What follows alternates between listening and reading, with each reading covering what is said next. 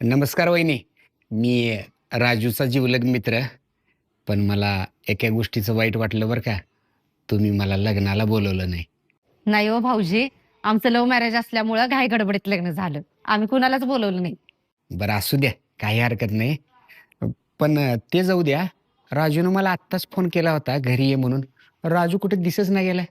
अहो त्यांनी बाहेर गेलेत. येतील 5 मिनिटात. तुम्ही बसा, मी चहा ठेवते. आयला वहिनी कसला चा करलेत राव. एवढ्या वेळात बासुंदी झाली असती. पण ते ठीक आहे. वहिनी तर चा करलेली तर आणि हे भांड्याचा आवाज कुठे निवडलाय.